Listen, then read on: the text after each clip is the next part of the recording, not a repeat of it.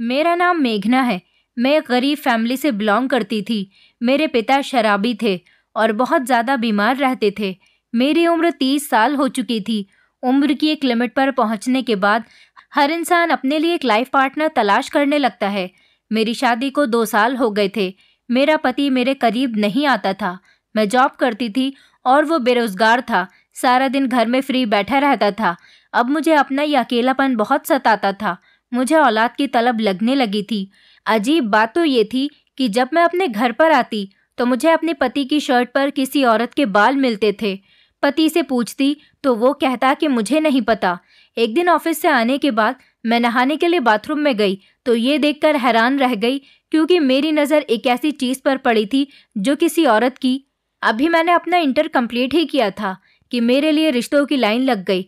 लेकिन मेरी भाभी ने हराने वाले रिश्ते से इनकार कर दिया और कहा कि अभी मेघना की ज़्यादा उम्र नहीं है, इस उम्र में हम उसकी शादी नहीं कर सकते।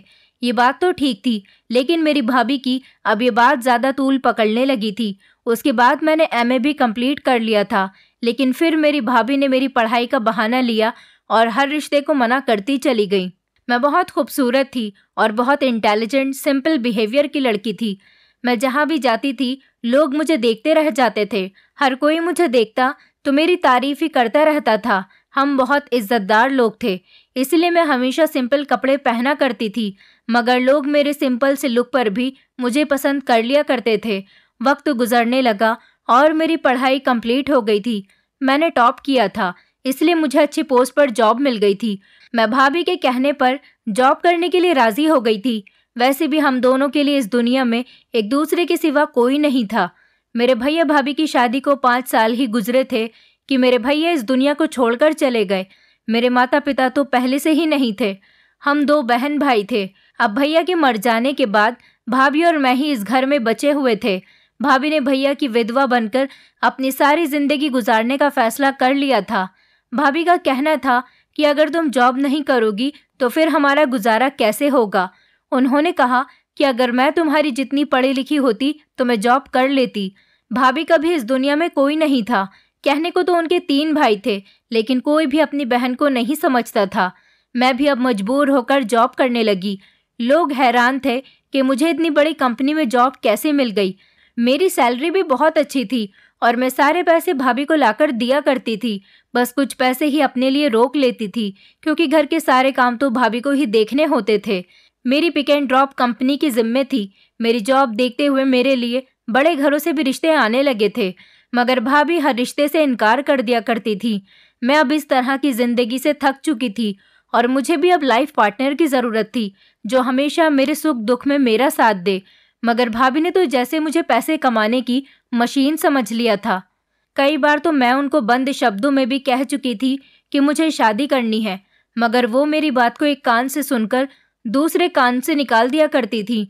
उन्हीं दिनों मेरे ऑफिस में काम करने वाले एक लड़के ने मुझे प्रपोज किया तो मैं हैरान रह गई थी। वो मुझसे उम्र में बहुत ज़्यादा बड़ा था। उसकी पहले शादी हो चुकी थी और उसकी पत्नी मर चुकी थी। उसके मुंह से शादी का प्रपोजल सुनकर मैं दंग रह गई थी। मेरे तो जैसे पैरों तले से ज़मीन निकल गई थी। मैं घर आकर अपने कमरे में बंद हो गई और अपनी किस्मत पर बहुत रोई। कल तक अच्छी खासी खूबसूरत शक्ल पर जवान लड़कों के रिश्ते आया करते थे और अब भाभी के लालच की वजह से इस तरह से एजेड लोग मुझसे शादी करना चाह रहे थे। मेरी भाभी को तो कोई एहसास ही नहीं था कि मेरी उम्र निकलने लगी है। मुझे बहुत तकलीफ हो रही थी कि मेरी भाभी को मेरा कोई एहसास नहीं है, मगर उनको सिर्फ और सिर्फ पैसे से मतलब था। उनका कहना था कि लोग मुझसे इसीलिए शादी करना चाहते हैं क्योंकि मैं बहुत अच्छी पोस्ट पर हूँ। अब तो मेरी प्रमोशन भी हो गई थी। हमने अपने घर को भी अच्छे से बनवाया था। ऊपर वाले पोर्शन में 2 कमरे बनवाए थे ताकि ऊपर वाला हिस्सा किराए पर दे सके। ये सब मेरी मेहनत का नतीजा था, मगर अफसोस इस समय मुझे कोई खुशी और सुकून हासिल नहीं हो रहा था। मुझे तो बस एक ऐसा इंसान चाहिए था जो मेरी जिम्मेदारी उठा सके और मेरा ख्याल रख सके। अब तो मेरी मांग में काफ़ी सफ़ेद बाल भी आने लगे थे, जिन्हें मैं मेहंदी लगाकर छुपा लिया करती थी। मैं समझ चुकी थी कि भाभी मेरी शादी अभी होने नहीं देंगी। एक दिन तो मैंने उनको कहा कि आज कुछ लोग आ रहे हैं मेरे रिश्ते के लिए, तो वो ये बात सुनकर तो मुझ पर बहुत गुस्सा करने लगी। बोली, तुमसे जवानी संभल नहीं रही, मुझे देख लो, जब मैं विधवा थी तो जवान थी, मैंने भी तो किस तरह से अपनी जवानी को कंट्रोल किया है ना। उनके मुंह से ये सब कुछ सुनकर मुझे बहुत तकलीफ हुई थी, लेकिन मैं बर्दाश्त कर रही थी। मुझे अब हर हाल में शादी करनी थी। ये रिश्ता मेरी फ्रेंड ने अपने देवर के लिए बताया था। मेरी फ्रेंड के देवर की पत्नी मर चुकी थी, उसके पास कोई बच्चा भी नहीं था।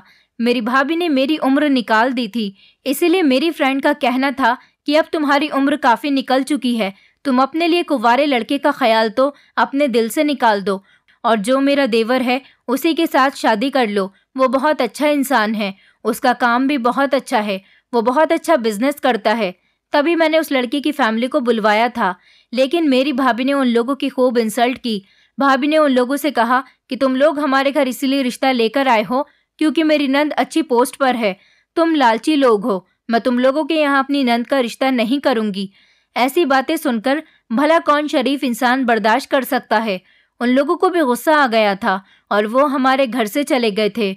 इस रात मैं अपनी भाभी के सामने खड़ी हो गई थी। भाभी, आपने इतना अच्छा रिश्ता ठुकरा दिया, अब देखना मैं खुद ही शादी करके दिखाऊंगी और आपको छोड़कर इस घर से चली जाऊंगी।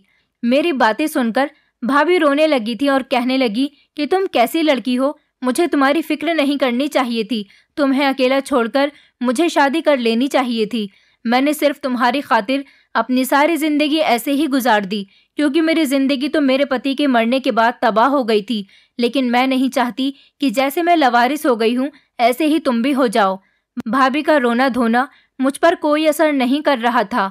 हमारे ऊपर वाले पोर्शन में एक किराएदार लड़का आया था, उसका नाम राघव था। वो उम्र में मुझसे 2 साल छोटा था। वो बहुत ज़्यादा स्मार्ट था। मैं उसे पसंद करने लगी थी, वो भी शायद मुझे पसंद करता था। मैं उसकी नज़रों से समझ गई थी। एक दिन उसने मुझे बहाने से अपना नंबर दिया और मैंने उसे कॉल की। मैंने उससे डायरेक्ट पूछा कि क्या तुम मुझसे शादी करोगे। मेरे सवाल को सुनकर तो वो कंफ्यूज हो गया था और उसने कहा कि क्या तुम मुझे पसंद करती हो। मैंने भी कह दिया, हाँ मैं तुम्हें पसंद करती हूँ। उसने कहा, अभी मेरे हालात ठीक नहीं चल रहे, मेरी जॉब भी नहीं है, इसलिए गुजारा बड़ी मुश्किल से हो रहा है, मैं आपको कोई सुख कैसे दूंगा। मैंने कहा कि मुझे किसी चीज़ की कोई कमी नहीं है, मैं खुद जॉब करती हूँ और घर चला सकती हूँ। अगर तुम राजी हो तो हम आज ही शादी कर लेते हैं। मेरे कहने पर वो काफ़ी हैरान था और वो शादी के लिए तैयार हो गया था। हमने बिना किसी को बताए मंदिर में जाकर शादी कर ली थी। मैंने अभी राघव से कुछ टाइम मांगा था क्योंकि मुझे अपने घर में नहीं रहना था, दूसरी जगह रहने का बंदोबस्त करना था। लेकिन राघव ने खुद ही घर का बंदोबस्त कर लिया। मैंने अपना सामान पैक किया और भाभी से कहा कि मैं किसी काम के सिलसिले में दूसरे शहर जा रही हूँ। भाभी को इस बात पर कोई एतराज़ नहीं हुआ था, लेकिन मुझे बहुत ज़्यादा अफसोस हो रहा था कि उन्होंने एक बार भी नहीं पूछा कि तुम अकेली कहाँ, कैसे और क्यों जा रही हो, क्योंकि वो बेफिक्र रहती थी। मुझे दूसरे शहर जाकर काम करने से ज़्यादा पैसे मिलेंगे। उनका मूड भी मेरी तरफ से ठीक हो गया था। मैं समझ गई थी कि भाभी को मेरे जाने से कोई फ़र्क नहीं पड़ता। मैं अपने दिल में बहुत सारा बोझ लेकर इस घर से निकल रही थी। बाहर राघव मेरा इंतज़ार कर रहा था और हम दोनों मिलकर इस नए किराए के मकान में आ गए थे। वहाँ जाकर मुझे एहसास हुआ कि मेरे साथ काफ़ी बुरा हो चुका है। मैंने महसूस किया कि राघव मुझसे बहुत दूर दूर रहता था। हम दोनों के बीच वो मोहब्बत नहीं थी जो नए कपल्स में होती है, मगर वो मुझसे बहुत घबराता था। फिलहाल मैंने सोचा शायद हम दोनों की जल्दी जल्दी में शादी हुई है, इसलिए वो थोड़ा कंफ्यूज है और इसी वजह से मैं खामोश हो गई।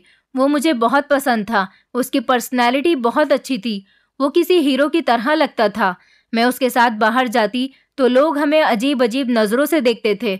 मैंने राघव को बहुत सारी शॉपिंग करवाई थी और मैं घर का सारा खर्च खुद ही उठाती थी। 15 दिन बाद मैंने भाभी को खुलकर बताया कि मैंने शादी कर ली है और कहा कि भाभी आप मुझे अब माफ़ कर दो, मैं आपका खर्च आपको अब भी दिया करूँगी, मगर पहले जितना नहीं, क्योंकि अब मैंने अपना भी घर अलग बसा लिया था और ख़र्च भी बहुत थे। मेरी बात सुनकर भाभी को बहुत ज़्यादा गुस्सा आ गया और वो कॉल पर ही चीखने चिल्लाने लगी थी। उन्होंने मुझे बहुत बुरा भला कहा और मुझे बहुत कोसा भी था। मैं खामोशी से अपने दिल पर पत्थर रखकर उनकी सारी बातें सुनती रही। मुझे वैसे भी अपनी भाभी से यही उम्मीद थी। राघव के पास कोई काम नहीं था, इसलिए वो घर में ही सारा दिन गुजार दिया करता था या फिर बाहर अपने दोस्तों के साथ आवारागर्दी करने के लिए निकल जाया करता। मैंने उसे काफ़ी टाइम तक बर्दाश्त किया। फिर एक दिन मैंने उससे कहा कि आखिर कब तक तुम इस तरह से खाली बैठे रहोगे। उसने मुझसे कहा कि अगर तुम्हें इस तरह से बुरा लगता हूँ तो तुमने मुझसे शादी ही क्यों की थी? मैं उसकी बात सुनकर दंग रह गई। वो मुझसे मोहब्बत नहीं करता था, मगर मेरी इज्जत बहुत करता था। अब भी हम दोनों में एक अजीब तरह की दूरी थी। मैं राघव को छोड़ना नहीं चाहती थी। यही सोचती थी कि उसके लिए मैंने इतना सब कुछ किया, भला मैं उसके बिना कैसे रह सकती हूँ।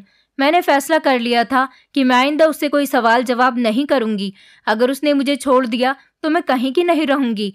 पहले ही लोग मेरी और राघव की शादी के बारे में अजीब अजीब तरह की बातें कर रहे हैं।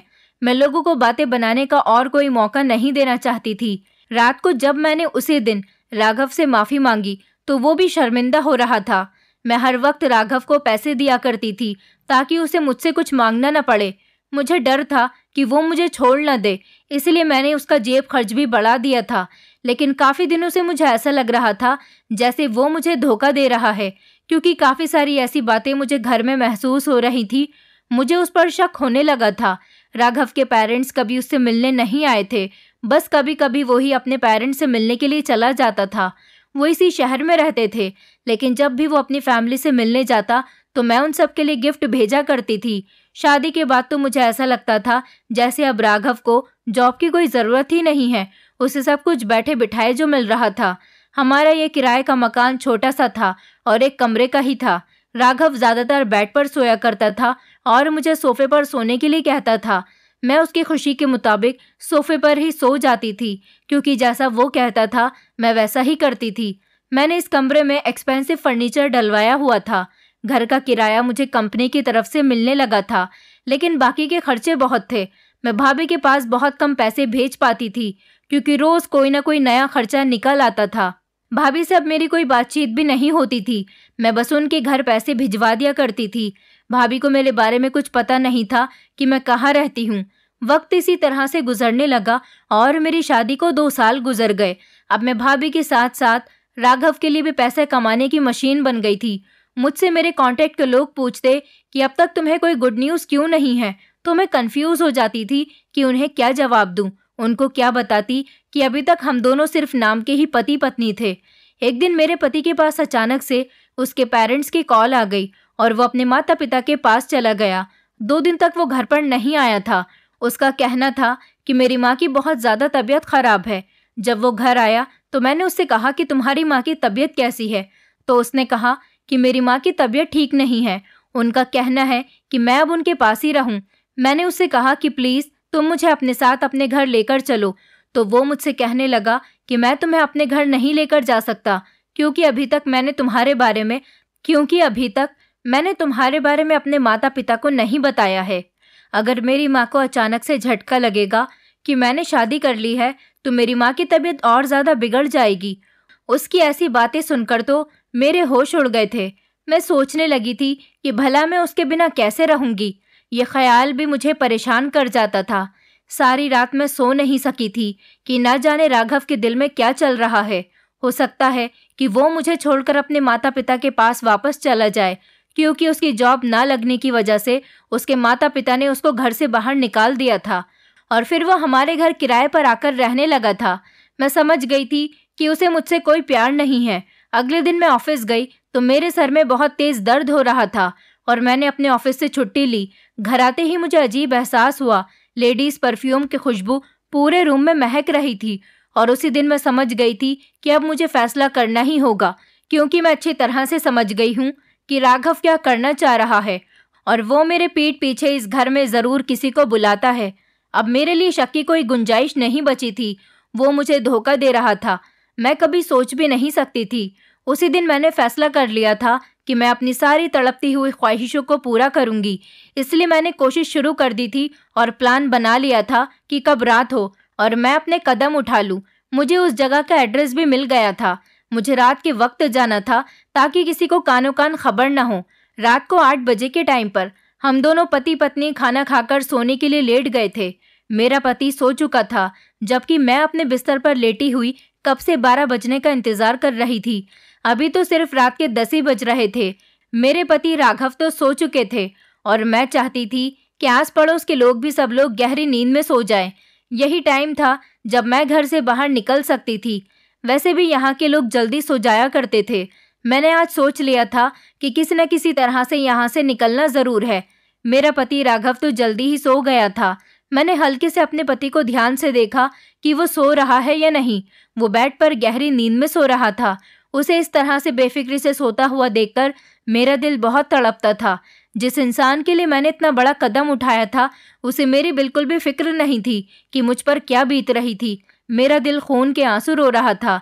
जब राघव को इस तरह से खुद से बेपरवाह देखा करती थी, न जाने वो मुझे किस बात की सजा दे रहा था।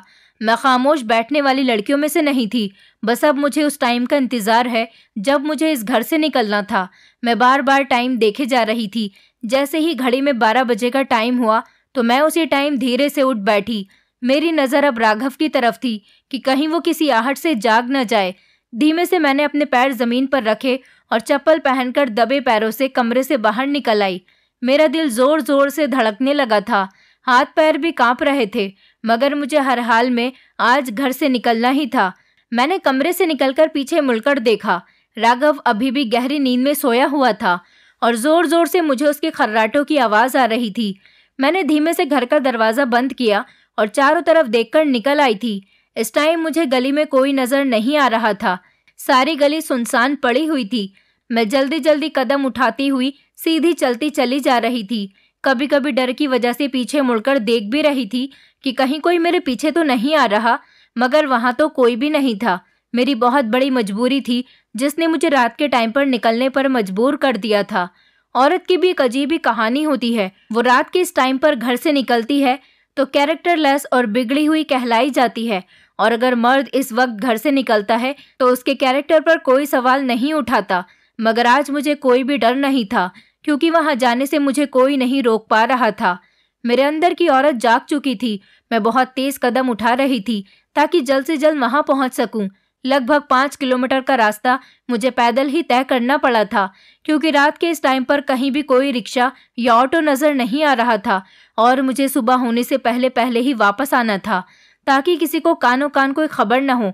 वैसे भी मेरा पति तो सुबह को 10 बजे से पहले नहीं उठता था, मगर मुझे मोहल्ले वालों का डर था, क्योंकि हमारे मोहल्ले के लोग जल्दी उठ जाते थे। मैं इतनी तेज चल रही थी कि मैं गिरते गिरते भी बच गई थी। हर जगह कोई ना कोई पत्थर मेरे रास्ते में आ जाता था। मुझे चलने में बहुत प्रॉब्लम हो रही थी। इससे भी कहीं ज्यादा बड़ी प्रॉब्लम तो मेरी जिंदगी में आ गई थी, जिनको मुझे फेस करना था। और कितनी प्रॉब्लम्स को तो मैं बर्दाश्त कर लिया करती थी। एक लम्हे को तो मेरे कदम लड़खड़ाने लगे थे कि न जाने अब क्या होगा, लोग क्या कहेंगे, हर कोई मेरे कैरेक्टर पर उंगली उठाएगा। एक पल को तो मैं सोचने लगी थी कि वापस घर चली जाती हूँ। फिर मुझे वो धोखा और बेवफाई याद आ गई जो मुझे अपने पति से शादी करने के बाद मिल रही थी। वो इंसान जिसे मैंने बहुत चाहा था, उसने मेरी झोली में एक पल की भी मोहब्बत नहीं डाली थी। इस लापरवाह इंसान के लिए मैंने क्या नहीं किया था। मैंने उस इंसान के लिए खुद को भी मार डाला था। ये सब जब मुझे याद आता तो फिर मैं तेज कदम से चलने लग जाती थी। मेरे दिल दिमाग में जो डर था वो अब खत्म होता चला जा रहा था। चलते चलते आखिरकार मैं अपनी मंजिल तक पहुंची गई थी। इस जगह को देखकर मेरा दिल जोर जोर से धड़कने लगा था। मैं ठीक कर रही हूँ या नहीं, ये ख्याल बार बार मेरे दिल में आ रहा था और मुझे ठंडे ठंडे पसीने भी आ रहे थे। ये बहुत बड़ा पाप है। ये आवाज़ मेरे कानों में बार बार आए जा रही थी, जैसे कोई मुझे रोक रहा था। मैं भी तो क्या करती, मैं अपनी ख्वाहिशों को कब तक दबाती रहती। आखिर मैंने अपने कानों पर हाथ रख लिए और कदम बढ़ाने लगी थी। जैसे जैसे मैं आगे बढ़ रही थी, मेरे अंदर की आवाज़ दम तोड़ती जा रही थी। चलते चलते मेरे पैरों में दर्द होने लगा था। मैं यही सोच रही थी कि मैं जिसके लिए यहाँ आई थी, क्या वो भी मेरी इस तकलीफ को समझ पाएगा। ये सवाल मेरे दिल में बार बार उठ रहा था, मगर मुझे कोई परवाह नहीं थी। वैसे भी आज तक किसी ने मेरे बारे में सोचा ही कहाँ था। मैंने डरते डरते उस लोहे के दरवाजे को बजाया था और जैसे ही दरवाज़ा खुला, मैं अपने सामने उसे देखकर रह न सकी और जल्दी से उसकी तरफ बढ़ी। दिल निकलने वाला था। मैं बड़ी मुश्किल से वहां से निकल कर आई थी। अब कोई घबराहट मेरे दिल में नहीं थी। मेरे दिल दिमाग में बस सुकून ही सुकून छा गया था। खुशी मेरे अंग अंग से फूट रही थी। मैं जल्दी जल्दी कदम उठाती जा रही थी। अभी काफ़ी अंधेरा था। ज़्यादा चलने की वजह से मेरी टांगों में दर्द बढ़ता चला जा रहा था, मगर मैं एक पल को भी नहीं रुकी थी। मैंने दुपट्टे से अपने चेहरे को छुपाया हुआ था। मुझे डर था कि पूरी तरह से दिन ना निकल आए और चारों तरफ रोशनी ना फैल जाए। मैं उससे पहले ही अपने घर पहुंच चुकी थी। घर पहुंचते ही मैंने सुकून भरा सांस लिया और बिस्तर पर लेट गई थी। अब मुझे महसूस हो रहा था कि मैं कितनी थक चुकी हूँ, मगर मैं बहुत ज़्यादा खुश थी। अब मैं इसके बिना एक पल भी नहीं गुजार सकती थी। मेरी दिली ख्वाहिश पूरी हो गई थी। अब मेरे पैर ज़मीन पर टिक नहीं रहे थे। मैंने सोच लिया था कि अब मैं इसे अपने घर में ही रखूंगी, क्योंकि मुझे अब अपने पति की कोई परवाह नहीं थी। मैंने अपने पति की तरफ देखा तो वो अभी तक खर्राटे लेकर सो रहा था। मुझे अपने पति से अजीब सी नफरत होने लगी थी। ये वही इंसान था जिसकी मोहब्बत में मैंने अपना घर और अपनी विधवा भाभी तक को छोड़ दिया था। मेरी विधवा भाभी जिसने मेरी खुशी की खातिर अपनी जवानी बर्बाद कर दी और शादी भी नहीं की, और ये था कि मेरे सारे एहसानों को भुला बैठा था। मैं राघव के इश्क में अंधी हो चुकी थी। हर टाइम उसे खुश करने के लिए सोचती रहती थी, हर टाइम उसकी खुशी के लिए कुछ न कुछ करती रहती थी। मगर काफ़ी दिनों से मुझे कुछ अजीब सी गड़बड़ का एहसास होने लगा था। मैं जब भी ऑफिस से थकी हारी घर आती थी तो मुझे लगता था जैसे कोई मेरे पीठ पीछे यहाँ आया था। मैं अपने पति से पूछती थी कि क्या मेरे पीछे घर पर कोई आया था, तो वो हर बार इनकार कर दिया करता था। वो हर बार यही कहता था कि भला हमारे घर में कौन आ सकता है। लेकिन एक दिन जब मैं राघव के कपड़े धो रही थी तो मुझे बड़ी हैरानी का झटका लगा था, क्योंकि उनकी शर्ट पर कुछ लिपस्टिक के निशान थे और दूसरी शर्ट पर मुझे लंबे लंबे से बाल मिले थे, जबकि मेरे बाल तो इतने लंबे नहीं थे जितना लंबा बाल मुझे अपने पति की शर्ट से मिला था। फिर अगले दिन जब मैं बेडशीट चेंज कर रही थी तब मुझे बेड से कोई चीज़ गिरती हुई महसूस हुई। छन की आवाज़ पर मेरा ध्यान ज़मीन पर गया था। फर्श पर एक चूड़ी का टुकड़ा गिरा हुआ था। मैंने उसे उठाकर देखा। ये मेरी चूड़ी का टुकड़ा नहीं था। मेरे पास तो इस तरह की कोई चूड़ी भी नहीं थी। भला ये किसकी चूड़ी थी और ये हमारे बेड पर क्या कर रही थी? अजीब अजीब तरह के ख्याल मुझे परेशान कर रहे थे। मैंने उसी टाइम अपने पति को कॉल मिलाई और कहा कि जल्दी से घर आओ। मेरा पति अपने दोस्तों से मिलने के लिए गया हुआ था।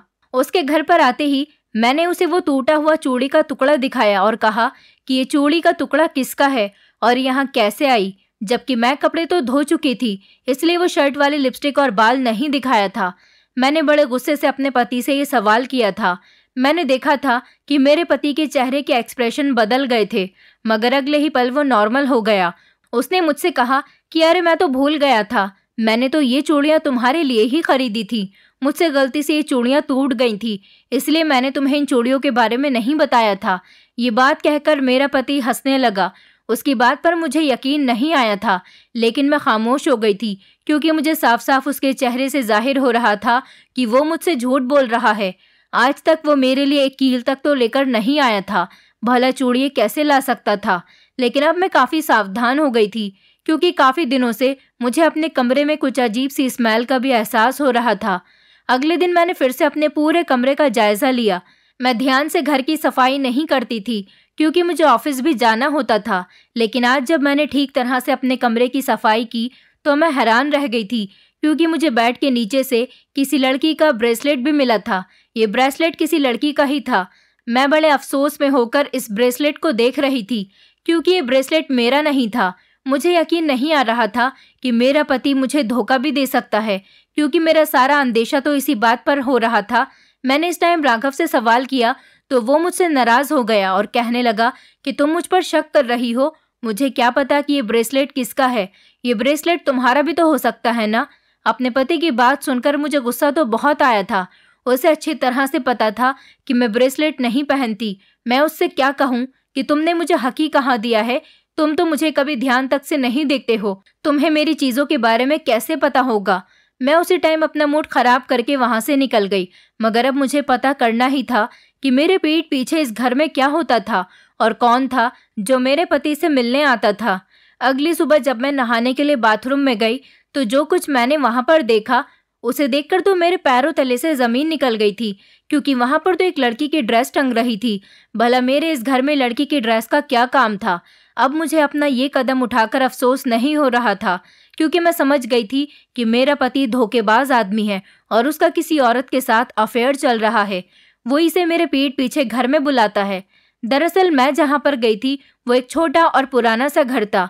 ये पुराना सा घर एक नर्स का था, जहाँ उसने मेरे लिए एक बच्चे का अरेंजमेंट कर दिया था।